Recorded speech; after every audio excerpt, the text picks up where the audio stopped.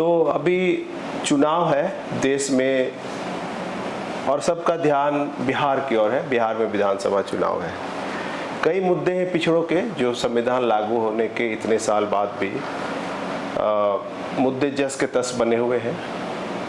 न्याय उसमें एक बड़ा इशू है। लोगों को न्याय नहीं मिल रहा है, आर्थिक हो, सामाजिक हो, राजनीतिक हो या फिर बड़े पैमाने पर जो आर्थिक संसाधनों का बंटवारे के तौर पर हम देखते हैं, तो न्याय एक बड़ा इशू है। बुद्धिजीवी वर्ग इसमें अपनी भूमिका निभा रहा है, पढ़ा लिखा वर्ग अपना काम कर रहा है, लेकिन बीच बीच में कुछ ऐसे शगुफे आ जाते हैं, ऐसे बात समाज में फैला दिए जाते हैं कि मुख्य मुद्दे जो है वो गायब हो जाते हैं। इंटरेस्टिंग इशू शुरू कर दिया जाता है, उसको समाज में स्थापित करने के लिए दुश्मन वर्ग का जो ब्राह्मण मीडिया है वो उसमें बड़ा अपनी भूमिका निभाता है। हमारे लोग भी चर्चा करने लग जाते हैं।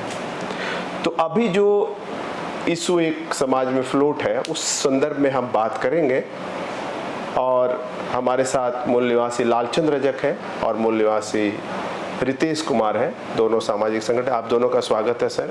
धन्यवाद सर। और आज का जो टॉपिक है, जो आप जान रहे हैं कि अलग अलग टाइम पे अलग अलग मुद्दा दुश्मन वर्ग द्वारा स्थापित करने की कोशिश की जाती है।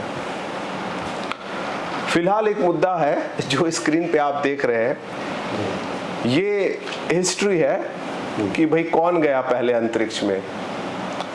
यूरी गागरिन, कल्पना चावला भी गए चांद पर, नील आर्मस्ट्रांग भी गए। इनका एक अपना इतिहास है, कब गए, किस समय में गए, कितनी टाइम लगा, कब लौटे, कैसे हुआ, पूरा जिक्र है। किस देश के रहने वाले थे, कहाँ से उन्होंने पढ़ाई की, कहाँ से उन्होंने अंतरिक्ष जाने की ट्रेनिंग ली, बहुत सारी चीज़ों से जुड़ी रहती है। लेकिन अभी किसी नेता ने, और जानते ही है भारत जलाओ पार्टी है जो भी उसको कह लीजिए, उसके एक रिटायर्ड नेता ने उसको पार्टी से निकाला गया है, उस नेता ने एक बयान दे दिया है किसी यूनिवर्सिटी में या किसी स्कूल में जाकर। मैंने उसको देखा नहीं, बस चर्चा में है, तो मैंने सोचा हम भी थोड़ा इस पर मजा ले लेते हैं। हमारे लोग भी मजा ले रहे हैं कि कौन कैसे मतलब गधे हैं जो देश चलाने के लिए कैसे ही गधों को हमारे लोगों ने सौंप दिया है शासन। तो वो कह रहा है कि कोई हनुमान नाम का कोई है और जो अंतरिक्ष में सबसे पहले गया। कई सवाल है इसके अंदर, तो डिटेल में हम नहीं जाएंगे। कौन हनुमान है, क्या हुआ, कौन सा उसका चरित्र है, कहाँ से हुआ, किस किताब में है, इसमें नहीं जाएंगे। हम थोड़ा हिस्टोरिकल बात करेंगे, वैज्ञानिक बात करेंगे, क्योंकि बाबा साहब अम्बेडकर और उनके जो पूरी प्रारूप समिति थी उसने बड़ा ही शिद्दत से लिखा है और उसको संविधान सभा ने अप्रूव भी किया कि वैज्ञानिक दृष्टिकोण समाज में स्थापित किया जाए। तो हमारे साथ लालचंद सर है, मैं उनसे पहले सवाल करता हूँ कि सर ये जो आ गया है इशू, क्या लगता है, मतलब क्या उनको नहीं पता कि हम झूठ बोल रहे हैं, या फिर कोई प्लान रहता है कि ऐसी बात बोले कि लोगों को हंसी आए और इस पर चर्चा बन जाए? क्योंकि अंतरिक्ष तो मतलब उसका नापा जोखा एक तरीका है, और जो सिर्फ बातें भारत में प्रचलित है कि कोई हनुमान या कोई बंदर या ऐसा जो अंतरिक्ष में पहली बार गया, दुनिया में कहीं ऐसा नहीं है। फिर क्यों ये जानबूझकर इन मुद्दों को हाईलाइट करते हैं? तो सबसे पहले इस मुद्दे पर आप हमें बताइए कि ऐसा वो क्यों करते हैं। जी धन्यवाद सर। MNT न्यूज़ नेटवर्क के सभी दर्शकों को जय भीम, जय मूल निवासी। धन्यवाद कि आज आपने इस सत्र में मुझे अवसर दिया। जिसकी चर्चा कर रहे हैं सर, वो दरअसल बात है 23 अगस्त राष्ट्रीय अंतरिक्ष दिवस के अवसर पर। चूँकि ये हम सब जानते हैं कि चंद्रयान 3 की सफलता के बाद 2023 में राष्ट्रीय अंतरिक्ष दिवस 23 अगस्त को घोषित किया गया है। अच्छा। और राष्ट्रीय अंतरिक्ष दिवस 23 अगस्त भारत के लिए। जी भारत के लिए। और यह अवसर था ऊना जिले में, हिमाचल प्रदेश के ऊना जिले में एक स्कूल है, नवोदय विद्यालय। अच्छा। PM श्री नवोदय विद्यालय। वहाँ पर एक इस अवसर पर, राष्ट्रीय अंतरिक्ष दिवस के अवसर पर, अनुराग ठाकुर पूर्व केंद्रीय मंत्री रहे हैं, वर्तमान में हमीरपुर हिमाचल प्रदेश से सांसद हैं, तो उन्होंने सांसद हैं? जी बिल्कुल, हाँ, सांसद हैं। उन्होंने बच्चों की ओर मुखातिब होते हुए कहा कि बताओ बच्चों, अंतरिक्ष में पहले जाने वाले यात्री कौन थे? तो कुछ बच्चों ने कहा नील आर्मस्ट्रॉन्ग, कुछ बच्चों ने कहा यूरी गैगरिन, लेकिन उन्होंने कहा नहीं, मुझे लगता है कि हनुमान पहले अंतरिक्ष यात्री थे जो अंतरिक्ष में गए थे। बच्चे भी सन, टीचर्स भी सन, चूँकि हम लोग भी शिक्षण से जुड़े हुए हैं, तो जाहिर है जब कोई इतने ऊंचे लेवल का जब आदमी बोल रहा है तो झन्नाटेदार तो होना ही था। तो बच्चे और शिक्षक भी सन कि क्या बोल रहे हैं सांसद। अब मीडिया में, राष्ट्रीय अंतर्राष्ट्रीय मीडिया में बहुत मजम्मत हुई इसकी, बच्चे भी बहुत ही उत्सुकतापूर्ण दृष्टि से देखने लगे। अच्छा, बच्चे क्या सोच रहे हो? हाँ, बच्चे अब देखिए, बच्चे तो बिल्कुल मूक दर्शक हो गए कि आखिर क्या बोल रहे हैं। तो उनको टोके भी कौन, सांसद है टोके कौन। खैर चलिए, तो उन्होंने कहा कि मुझे लगता है कि हनुमान जो थे वो प्रथम अंतरिक्ष यात्री थे।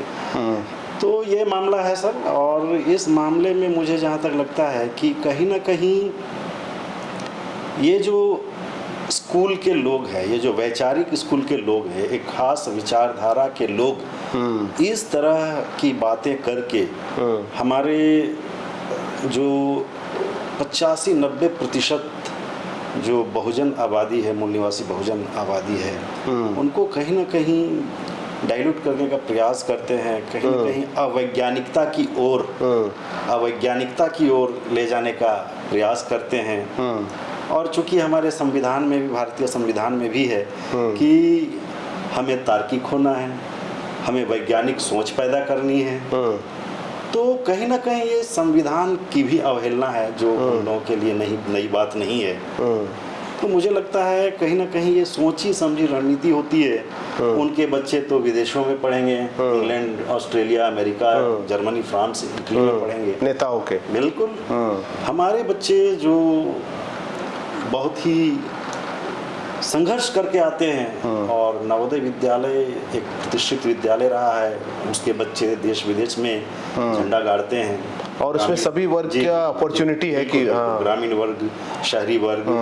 तो ये एक केंद्र सरकार का विद्यालय है जिसमें सभी वर्ग के बच्चे जाते हैं, और साइंटिफिक टेम्परामेंट होता है वहाँ के बच्चों का।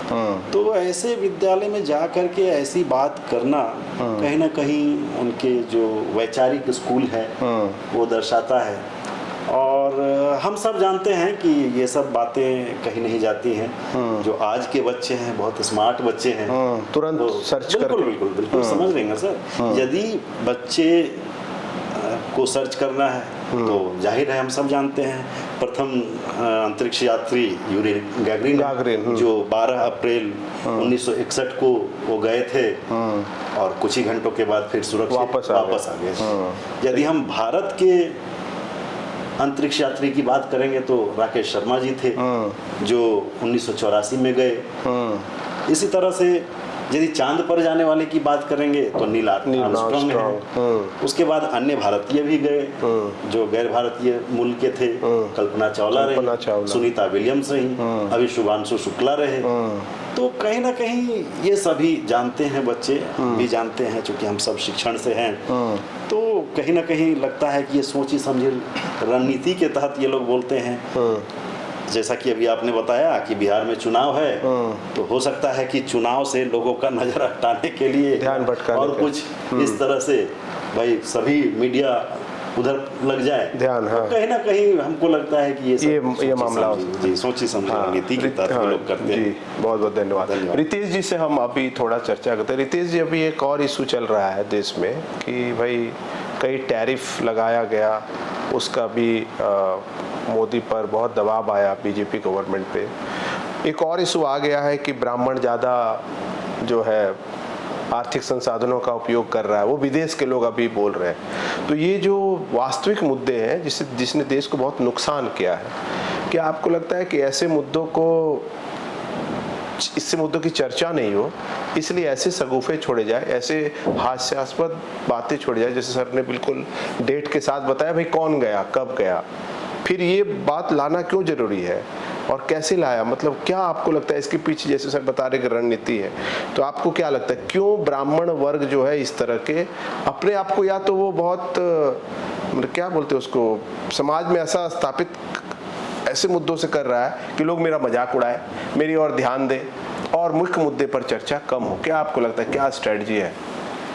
ऐसा है कि उन लोगों का हमेशा षड्यंत्र रहा है कि जो भारत में जो संविधान लागू है उस संविधान के मूल भावना को, मूल बातें को समाज में नहीं जाने दिया जाए, और जो ब्राह्मणिकल जो सिस्टम है उसको यथावत बनाए रखें।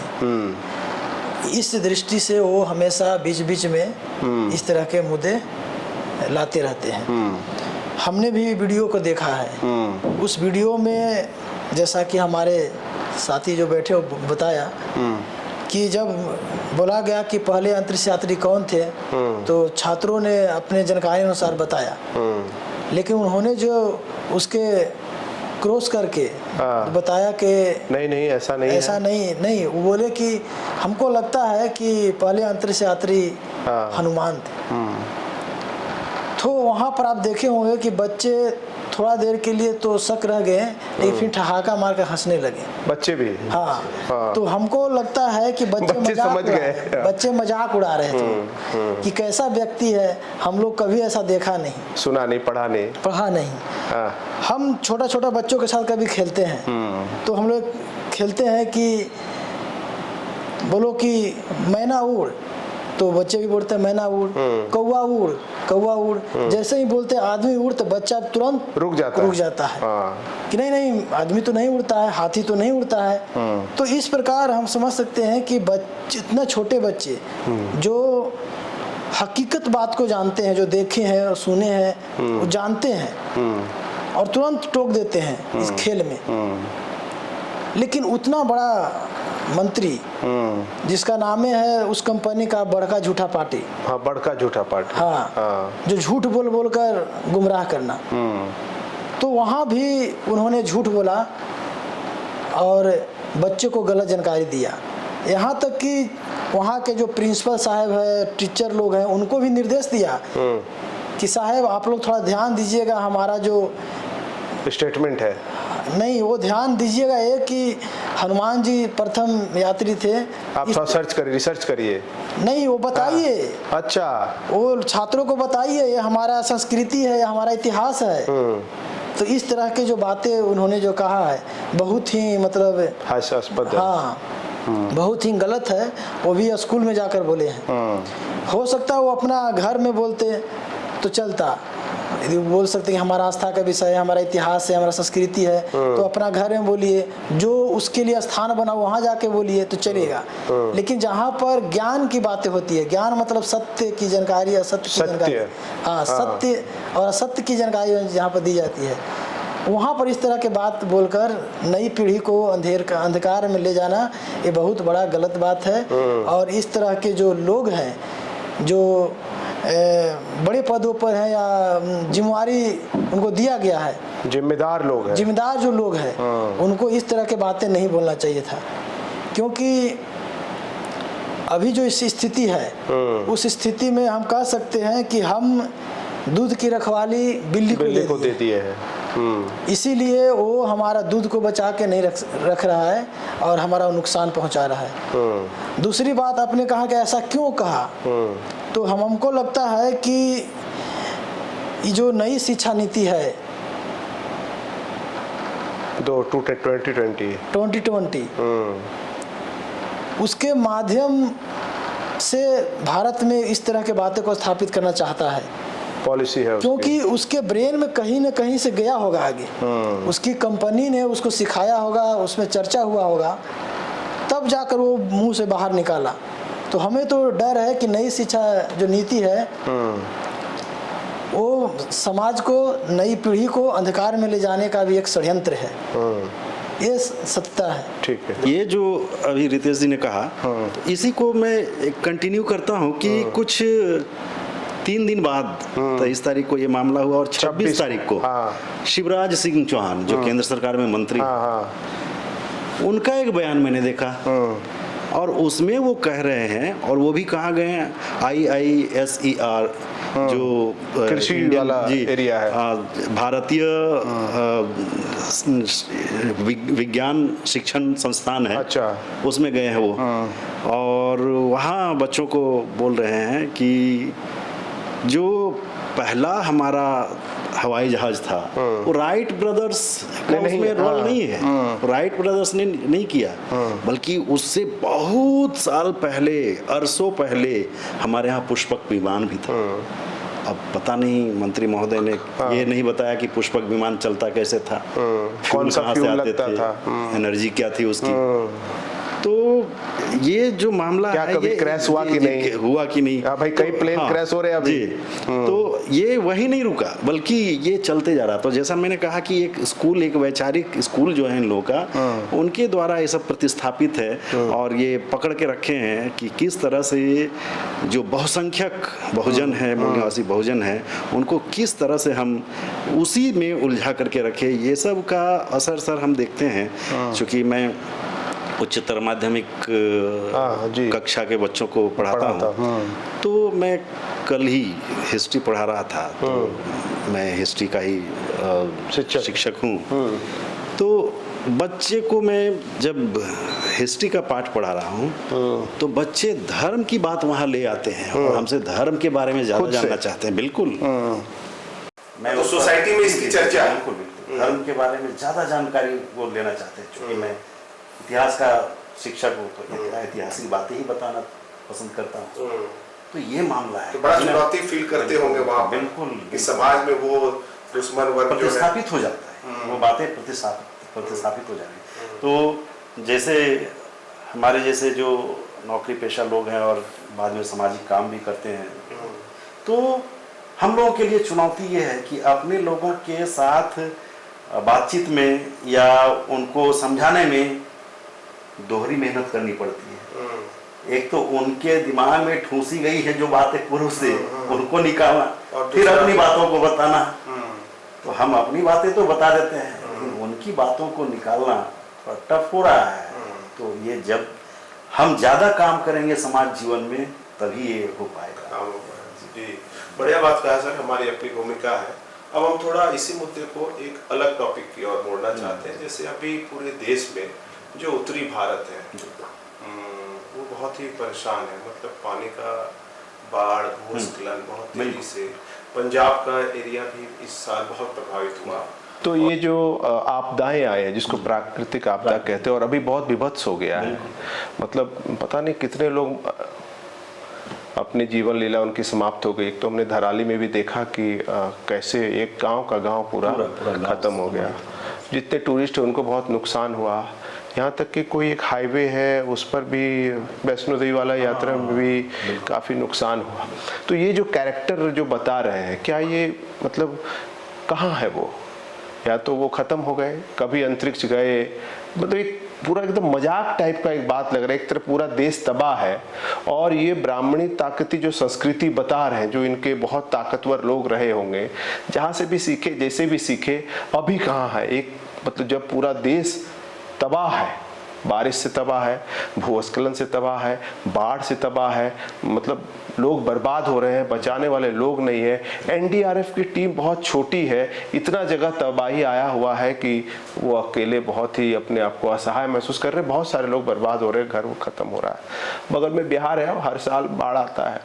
तो ये जो मामला है कि ये जो अपनी ताकत बताते हैं, तो यहाँ पर ये लोगों को बचाने में आज वो दिखाई नहीं देते हैं। चीज़ों को ज़्यादा स्थापित करने के मामले में एक चीज़, बड़ा तत्व ये है कि जो चीज़ हमको सही लग रहा है उसको आगे बढ़ाया जाए। आपको इस वीडियो में दिया गया तर्क अगर अच्छा लगा हो तो इसको दूसरे लोगों तक आप शेयर करिए। चैनल को सब्सक्राइब करने के लिए लोगों से अपील करिए, खुद भी करिए। हम ये कोशिश कर रहे हैं कि जो दुश्मन वर्ग या दुश्मन पार्टियां जो गलत दिशा में बैकवर्ड क्लास को, भारत को ले जाने का प्रयास कर रही है, उस पर हम रोक लगाएं। और ये चलते आ रहा है। फूले साहब ने सत्य शोधक समाज इसलिए तो बनाया ताकि असत्य को दबाया जाए और सत्य का उजागर किया जाए। उन्हीं का आंदोलन, उन्हीं का कारवां बैकवर्ड क्लास बुद्धिजीवी वर्ग के लोग चला रहे हैं। हमारा भी एक छोटा सा प्रयास है MNT न्यूज़ नेटवर्क की ओर से। तो मैं आज के जो हमारे साथी रहे मूल्यवासी लालचंद रजक सर और मूल्यवासी रितेश कुमार, इन दोनों का मैं बहुत बहुत धन्यवाद करता हूं MNT न्यूज़ नेटवर्क की ओर से। और हम आपसे अपील करते हैं, शेयर करें इसको और सब्सक्राइब लाइक तो करना ही करना है। MNT न्यूज़ नेटवर्क को सब्सक्राइब करें, लाइक और फॉलो करना ना भूलें। साथ ही बेल आइकॉन दबाकर जन जागृति की मुहिम में जुड़े रहें।